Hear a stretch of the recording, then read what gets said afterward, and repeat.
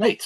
Good afternoon, everyone. Thank you for joining us for today's webinar, Understanding Radon, Health Risks, Testing, and Policy Changes. My name is Brian Erbushevsky, and I serve as the Director of Environmental Health Programs at Respiratory Health Association, and I'll be your moderator for today's session.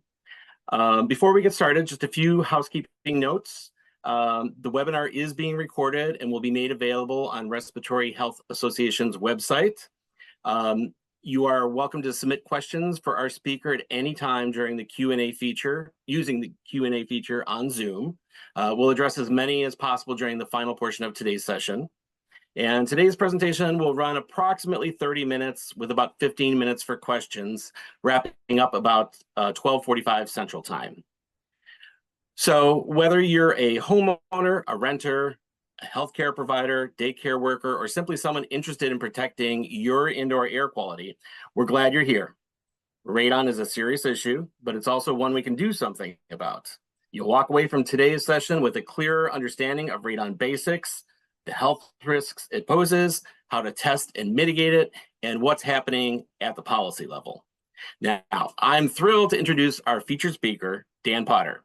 Dan is the president of DuPage Radon Contractors, a trusted expert in radon mitigation. He also serves as the treasurer of the Indoor Environments Association and is president of the Midwest chapter of the IEA. Dan brings years of field experience and advocacy work to the conversation, and we're really pleased to have him here with us today. Dan, thanks for joining us, and I'll hand it over to you to get us started. Well, thank you for having me, Brian. This is fantastic. I love to talk about radon.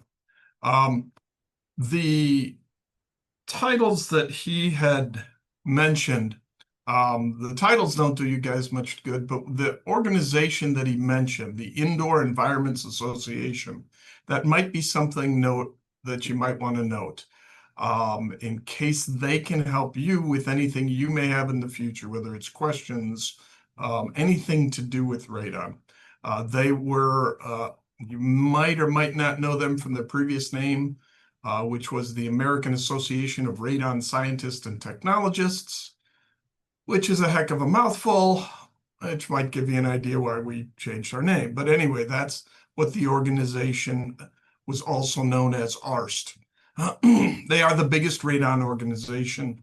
They set the radon standards, how to do testing, how to do radon mitigation.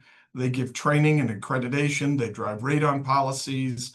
They drive radon awareness, and they do other industry efforts. So when you've got questions about radon, don't hesitate to reach out to either myself or to the association itself. Now let's get into radon itself. So what is it? So radioactive radon gas, it's a radioactive gas with specks within it called progeny. We always talk about it as a gas, but it's really the progeny that's the problems. But it is invisible, it's odorless, it's tasteless. There's no way to really know you have high radon unless you test for it. It once was uranium in the soil under the building. And what I mean by that is that radon is a stage in a decay process of uranium. So uranium was in the soil, luck of the draw, where it landed, where it didn't. A lot of geological things go into where it ended up, but it's there for a certain period of time. Then it becomes radium, and then it becomes this radon gas that's causes us these problems. So how does it hurt us? So when we breathe it in, the alpha particles in the progeny break the lung DNA chains. So remember, it's radioactive, so it gives off alpha particles, beta particles, and gamma rays. For the human body, the alpha rays are the particular problems, and that's because they will break the DNA chains within your lungs. So when they break it the first time, that's not usually a problem. Your body can fix it. But with the repeated exposure, especially to higher levels, you have that many more breakages. So it happens over and over and over again. And if your body makes a mistake fixing it, that's lung cancer. There may be people on this call who know more of the details and the specifics, but that's a general explanation we tend to use to give you a picture of what's happening. Are we sure radon does this? There are still people, and I just heard it this morning, that there's still people out there that feel that this is some sort of a scam or a hoax. It's been 40 years of research, and it has been looked at and analyzed and supported by virtually every major medical and protection agencies. Center for Disease Control, World Health Organizations, EPA, Surgeon General. I mean, the list goes on and on and on, of people who, organizations who put their reputation on the line based on the research they've seen that's proven that radon causes lung cancer. How's it get in the building? Well, it is within the soil, and soil produces soil gas on an ongoing basis. The radon rides that gas, and it builds up underneath the building until it pushes through the cracks and openings into the building. Plus, it can develop such a pressure, both pushing from the bottom and something called stack effect that actually suctions it up through your house. So it can pull it right through concrete floors and most floor coverings. It'll get into any age or style of building. And you really can't solve it by closing up your windows or opening up your windows. So if you try to block it out, that seldom ever works. And if you're trying to dilute it by bringing in extra air, that seldom solves your problem either. How prevalent is it? Well, it is fairly liberally sprinkled throughout the US. There are very few counties in the US that don't have some level of high radon in them. The numbers, the math works out that that's 25% of all US buildings. Now, that number is fairly old, and more recent research is pointing that that number is probably much higher than 25%, but that's a number that, I feel comfortable sharing. I live and reside in Illinois, and Illinois has really good tracking of their radon numbers. So they've got a really good feel for what percentage of buildings have high radon, and in Illinois, it's 42%. What kind of social impact is happening? Well, it's the second leading cause of lung cancer. 21,000 die in the US. To use it as a benchmark, that's more than drunk driving. And again, that number, more recent information is showing that's probably significantly low.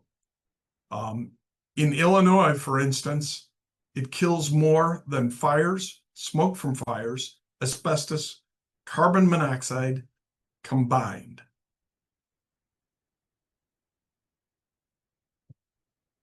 How do we stop it? Well, first we got to test it and see where it is. How high of level is it? There are quite a variety of different types of radon tests. So there are both professional tests. You can hire an individual to come out and test, or there's do-it-yourself testing. There's disposable tests, and there are reusable tests. There are short-term tests, so over a course of days, versus long-term tests, which are weeks or months. And then they now have continuous monitors that are priced such that homeowners and building owners can start to utilize some continuous monitors. Pretty much all of them within this group are accurate, except for those continuous monitors that cost under about $100. So if you're buying one online, most of the brands that do a good job have monitors that are over $100 at this given moment. but the rest of them pretty accurate. The professional is more accurate under complicated situations because they have training on where to put it for how long and how to adjust for the weather. Short-term tests in general, while accurate at that time, they are least predictive. I mean, most of the time when you're testing for radon, you really don't want to know what your radon is at this moment. You'd like to know what's it going to be in the coming years.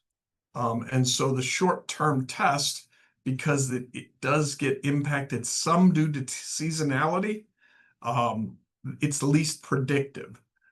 So if you're in your home and you're going to stay there and you're not in a hurry, longer-term tests or continuous monitors over a period of time are much better at telling you what is my real risk, what's my exposure.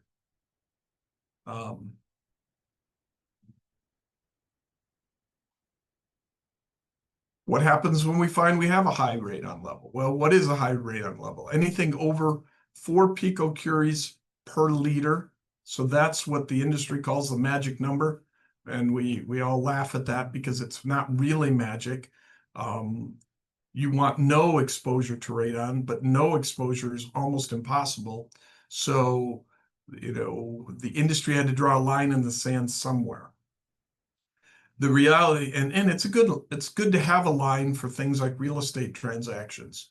On your own given building, a lot of it depends on what are you doing in the basement and how close is your nose to the floor. Sounds silly, but that really makes a difference. So if you've got a basement where you spend a lot of hours and you're sitting watching TV, or you've got kids crawling across the floor, or you've got someone sleeping in that basement overnight, or that lowest level overnight, then you may want a number more like a 3, a 2.5, or a 3 might be a good target for you.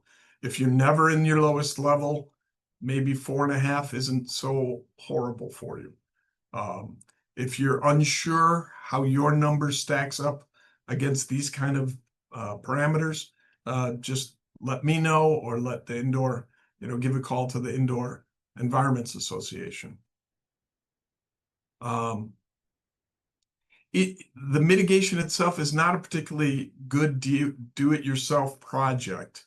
While we have a phrase in this industry, and that is, simple systems are pretty simple until they get complicated.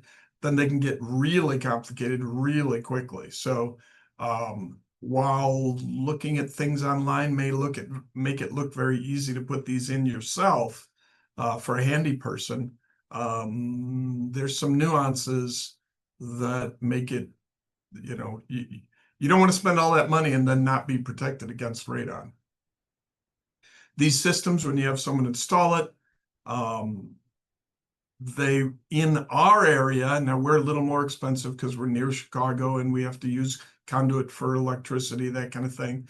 They tend to run between 1,000 and 7,000 per residential home. But most of the systems are in the lower end of that range, 1,500 to 3,500. I think 2,000 is our average system installation. They are permanent, so they are a mechanism you're putting on the building, and it runs 24/7. They're low maintenance, they're reliable, and they remove the radon before it even enters the building, which is kind of cool. So let me show you how we do that. So most floors of almost any building had a layer of gravel installed before they put down the concrete. And that layer has holes between the rocks, nooks and crannies. And if we can put suction into that layer of gravel, it can run through the nooks and crannies. And sometimes we can do a whole basement or a whole lower level with just one suction point. We create that suction point by coring a hole through the floor, digging out a pit, putting piping up and outside to a fan. We run electric to the fan, and then the fan discharges it also through piping up high above the roof. We then additionally seal cracks and holes in the floor, including some pit lid, because some pits are open to that gravel layer. And then if there's any area of the first floor that didn't have a covering, a concrete covering, like a dirt floor crawl space, then we put a membrane across that and we run a pipe and suction between the membrane and the dirt. Brian, are we set up that I can see if there's any questions to this point so far? I'm looking in the chat and I haven't seen anything yet. Great. All right, I'll keep rolling. Let me know. All right, so that's how a mitigation, the core parts of a mitigation system. How else do we stop radon? Well, first off, people have to know about it, right? So this is a situation where, I mean, there are many situations where people are out there dying because we don't have the money to do the research, to find the cure.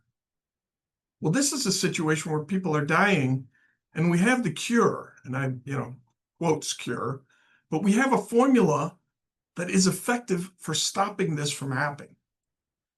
And we've known about it for 40 years. So that goes back to the 70s when we discovered that this was in houses and what a problem it was. So, why do so few people know about it? Well, at the time that it became clear that this was a problem, this is my interpretation, I felt that EPA had already been overstretched. They themselves had buckets of problems that they were handling, and they, getting money from those buckets for this new radon problem was tricky. And so while they've always been involved some, it's not nearly, in my viewpoint, it's not proportional to the size of the problem. But they're doing what they can. There's also very little litigation. So because its impact is when you're exposed to radon for long periods of time, and for whatever reasons, I don't know entirely, there's not a lot of litigation. Like asbestos, became well known because of the incredible litigation that went on regarding it. And it's an industry with no deep pockets. So the biggest companies in our industry make the radon fans, and they are not of a size that they could spend, tens of millions of dollars across the nation to let people know about radon. They're just not that they're not that size of a company. So the history has been that there's been lots of little helps. Either it's been single individuals or small groups giving a lot of effort, sometimes heroic. I mean, there's some people in this industry who've donated a tremendous amount of their time to try and help get the word out there, but they're small groups and they can only have so much impact. And then the larger groups, set organizations already, there are a number of those who are involved, but they only have kind of little helps. They typically often have other main entities or other main messages they're out there trying to get out to the public. So the reality is that after 40 years and having the cure, there are parts of this nation where radon is still more likely to be unknown than known. So another way we can do things to help protect people are regulations, policies, anything that gets people to know more about it, any rules or regulations that we can get put out there. So to give you a picture, there's no nationwide regulations. There's some nationwide recommendations, but really nothing that's mandated at a nationwide level. So most of them are statewide. There are some cities and counties sprinkled here and there around the nation that have enacted some regulations themselves, but the majority that we see that are really impacting it are statewide. And there's a bunch of states that still have none. No laws at all about radon. So when I'm talking about these regulations or policy types, I think of them as 5 different types of policies or regulations. And the first 3 are really core. That's the standard. So any given jurisdiction picks if testing is done, if mitigation is done, how is it supposed to be done? Then requiring training, that testers be trained and mitigators trained, and credentials, that they pass some tests and they have continuing education. And then compliance, some mechanism within that jurisdiction to make sure that it's being done correctly. And we know that these are really core regulations because we've done a halfway decent amount of research into work that's been done in those Wild West states. And we found that there is a lot of poor service delivery. Often they are systems that aren't protecting them at all from radon. And on some rare situations, there's ones that have actually made the radon exposure worse. So you really need those 3 core regulation types. And then there's types, so a requirement for awareness for certain building types or situations, or there are regulations that actually require testing and mitigations for certain types of buildings and situations. So those are the sort of types of policies that might occur. To give you an idea, Illinois, my state, is one of the more regulated states. It's considered one of the more regulated states. It does have the core regulations mainly in place. There's compliance. They're working on getting it a little better, but basically they've got the 3 core things already in place. We have no buildings or any interactions that require a test except daycares. We have no buildings or interactions that require mitigation. And we have some building types or interaction that require awareness. And then new homes also have a deal where they put in the piping so that it's nicely hid behind the walls. And then it's not required, to test, mitigate. So that's a situation where they're doing a partial system installation at time of construction. But we still have healthcare facilities, schools, senior care, restaurants, bars, retail stores, churches. All these other places where there's still no awareness, no required testing, no required mitigation. To give you kind of a feel, we try to keep this up to date, but it changes quickly enough. But this is a map showing just the credentialing side. Those states that say you have to be credentialed, you have to have passed a test and have either a license or a certification. Those states that are in the light green have nothing. Those states in the purple also have nothing, but it's under development. We're trying to get it. And so that leaves the remaining states have some sort of certification or credentialing. I could do that. We've got these for compliance, et cetera, but this will at least give you an idea how many places it's still kind of the Wild West. Then I was talking about policies for a given building type or interaction. And I say or interaction because a number of states have, like Illinois, that when a building is sold, not a building, just a residential building is sold, there's an awareness piece that the buyer has to give to the seller, and they have to sign a disclosure what they know about radon in that building. I consider those awareness regulations. They don't require testing, don't require mitigation. So that's when it happens at an interaction, if you will. This is where I'm talking about where it happens for certain building usage type. In this case, schools. Schools. And I bring this up because it really points out, I mean, if you understand radon and you ask the hypothetical question of, do we, the people who run public schools, do we have a responsibility to protect our students and staff from radioactive radon? The question is a no-brainer. We protect them against carbon monoxide, against fires, smoke from fires, asbestos, lead in the water. We protect them. That's part of what we understand is our job as being a public to fund public schools. And yet, 40 years later, this is what the map looks like.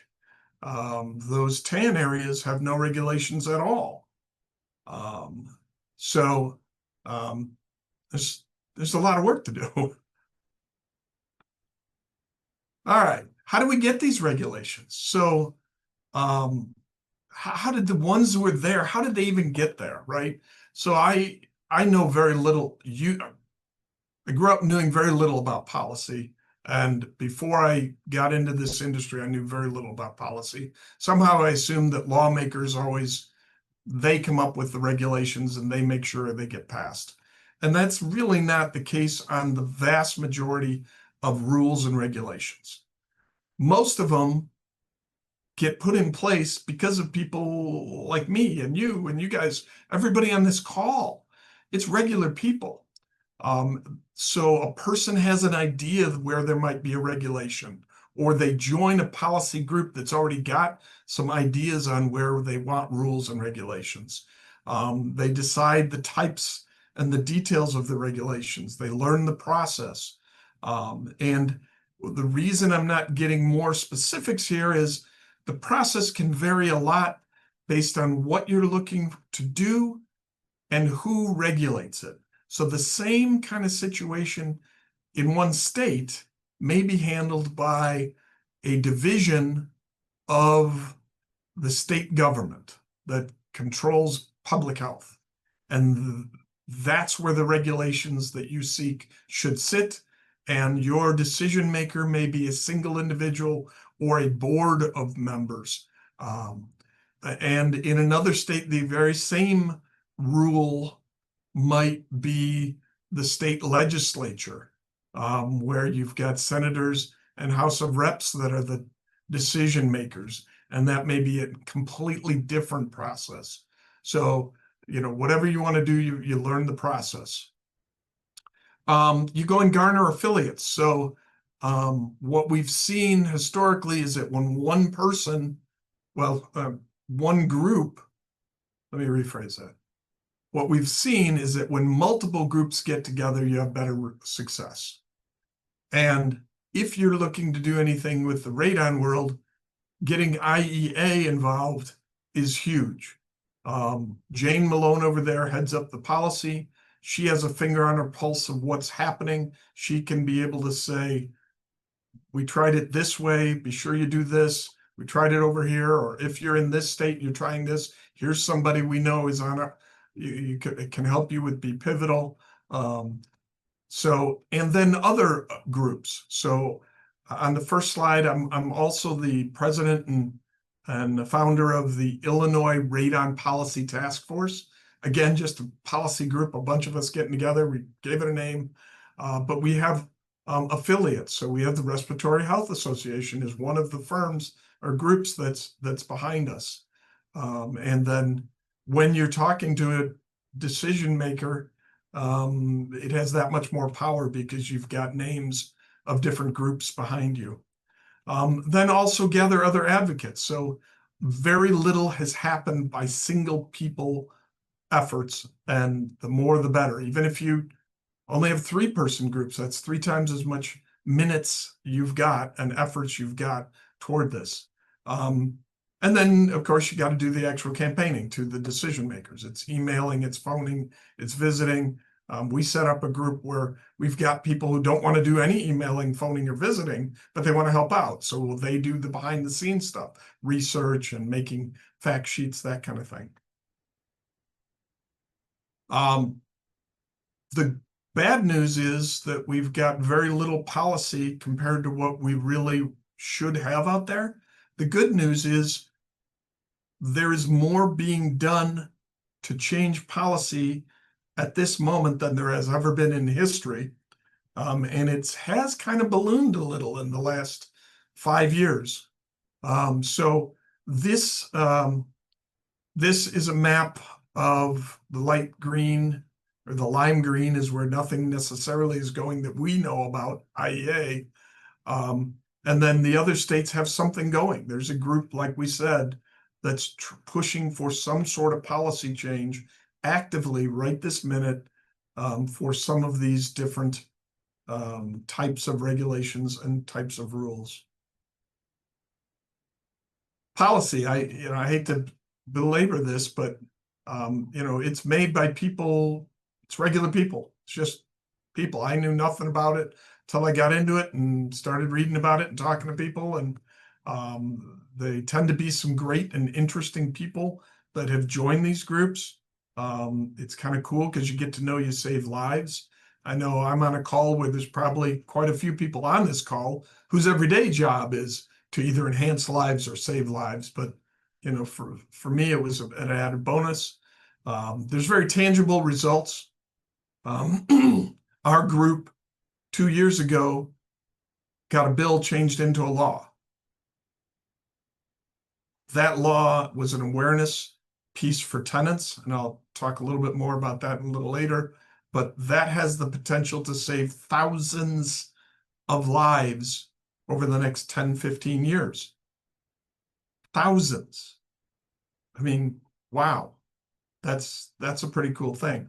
And it's legacy building. It's at some point in life when you want to look back and say, what did I do? This is a pretty cool thing to have on your what I did list, to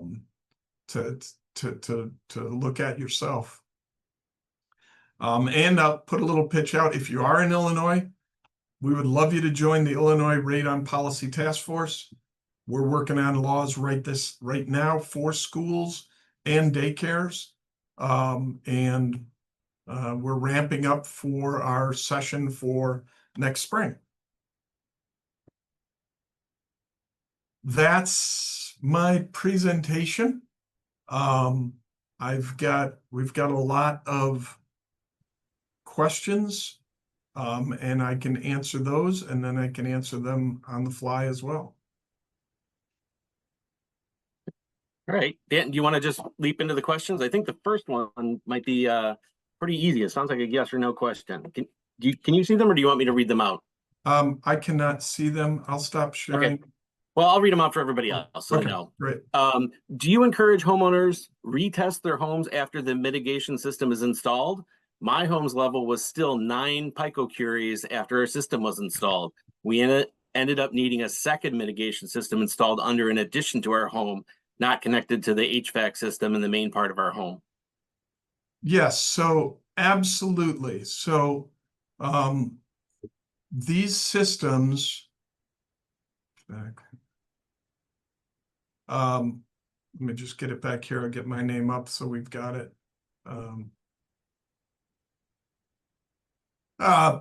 These systems, our first time try fail rate is less than 5%. So 90% of the time we put them in, you don't know what's going on. We're trying to suction underneath the concrete, so you don't always know what's going on under there. It may be blocked. It may be different than you thought it was going to be. So there are some times where your first install doesn't do it. And the best way to know for sure is to do a radon test afterwards. So always do a radon test afterwards, because once in a blue moon, that's exactly what will happen. The system didn't do what it was supposed to, and you want to know that. You spend all that money, you want it to protect you. Great. All right, here's another more open-ended question. Is there more of a risk if I have a basement versus a third floor condo or a trailer for a home? So yes, so the closer you are to the ground, the higher your exposure.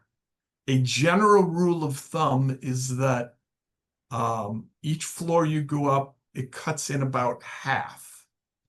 So if you're a condo and you're the second floor unit, um, and the first floor unit, maybe it's right on the ground. Maybe it has no basement, no crawl space. If it has a 4, your place might be a 2. Okay, that's not necessarily problematic. But the challenge becomes if the first floor has a 12 or an 18, well, now you've got a 6 or a 9. And so second floor can warrant some testing.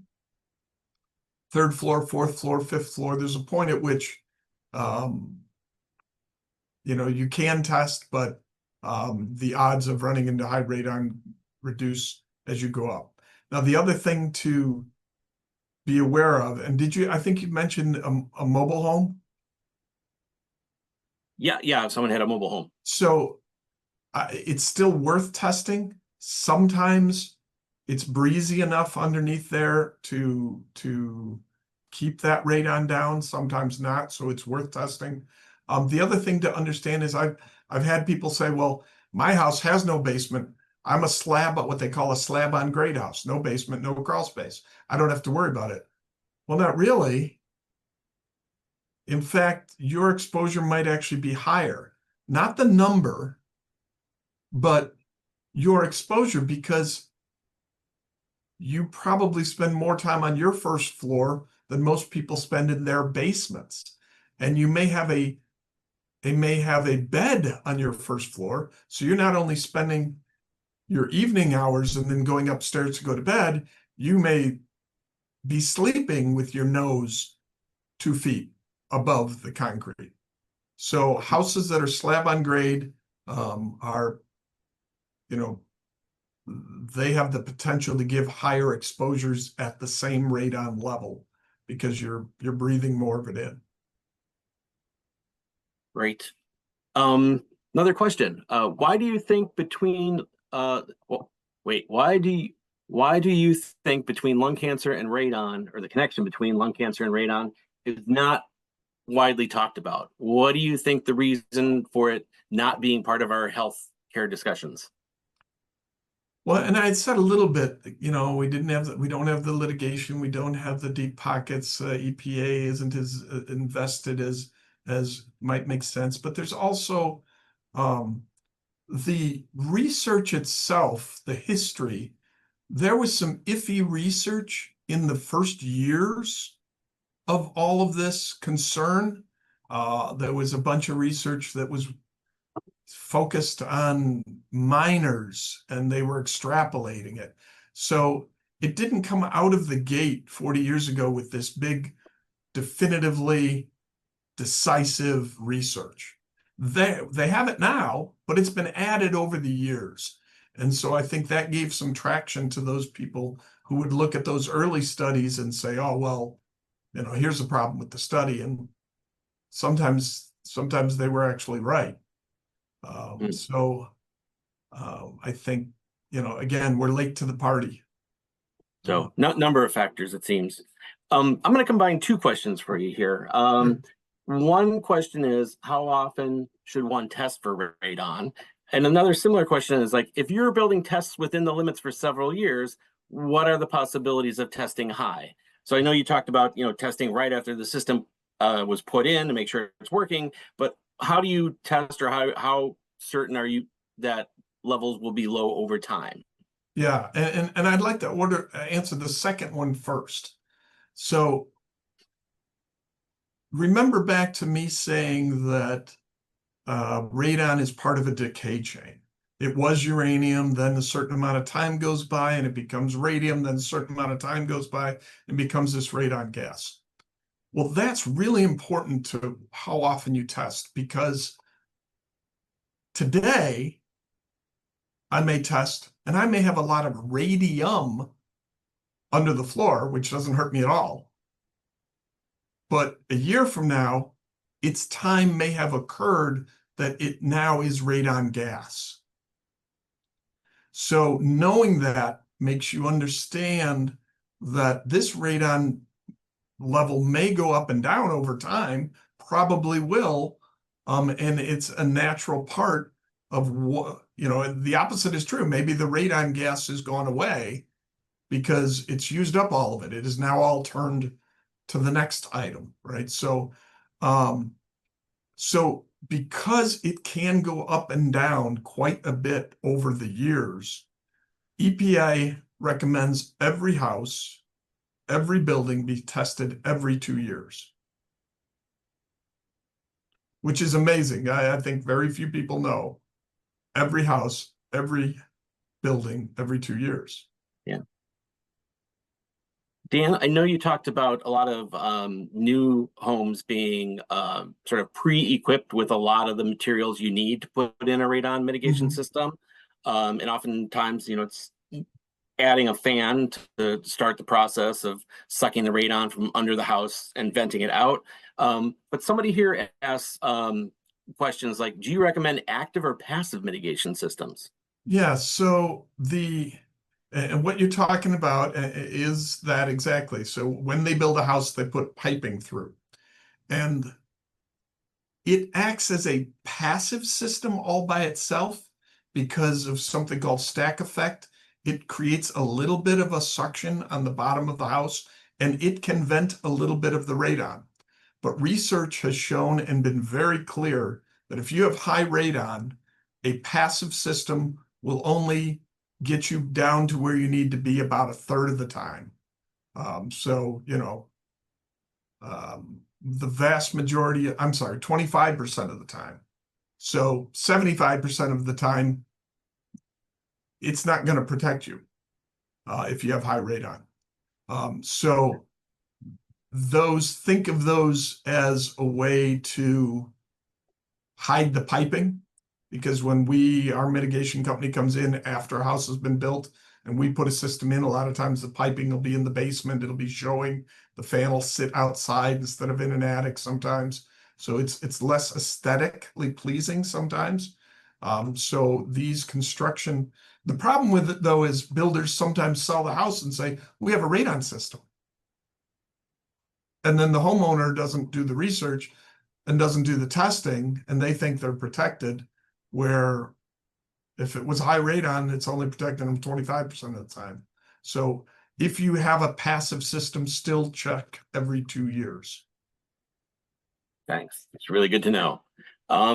Someone here is asking a question about communications. As a member of a cancer research center, what language can we use to focus on radon exposure? We do a lot of education on smoking cessation. So we're looking for what kind of messaging to give to the general public about radon. So, that's a big question, long answer. There's a lot of different pieces of information, including those that I've just presented. And again, outreaching to Indoor Environments Association is helpful because, and even starting at their website, maybe not even having to talk to people there, but using quotes from their website to help spread the word. And you can contact me for stats and figures and that kind of thing. Yeah, so it's a little bigger than I can answer just all right now, but those are the places to go to. Okay, I guess one final question we have here is somebody has evidently been going down the aisles of their local mega hardware store and asks, is the one that can be bought in Lowe's as effective as effective as testing with a company that comes to your house? So the research that I have seen says that professional testers are more accurate. Not by a lot, but by some. So if you want to be your most cautious, that's the formula that you can go to. The test kits themselves, the do-it-yourself test kits, they're pretty accurate, provided you follow the instructions carefully. And one of the challenges the research had showed is that a lot of homeowners don't always follow the instructions completely. So if you are testing it yourself, and there is a significant savings by doing that, you'll want to read those instructions very carefully. And then again, like I said, if you buy a continuous monitor, the good ones were calibrated at the factory. The ones I saw that were, like I said, under $100 is kind of a good way to look at it. Those are not, and no, with continuous monitors, they won't tell you this, but you should know they are not recalibrated. So a professional who has a device that they use over and over again, the professional gets it recalibrated every so often. I'm not a tester, so I don't even know how often, but often enough that if you have a continuous monitor and it's 7, 8 years old, you want to stop relying on it. You want to get another one, a new one. I don't know what the frequency would be. My guess is probably every 3 to 5 years. Good advice. One final question. I think we're going to have to wrap up, but I'm sure this is on everybody's mind now that they're much more concerned about radon and thinking about testing and mitigation. Are you aware of any funding or grants or assistance that's available for mitigation, especially for low income or rental properties? Yeah, that's a heartbreaker to have to even look at that.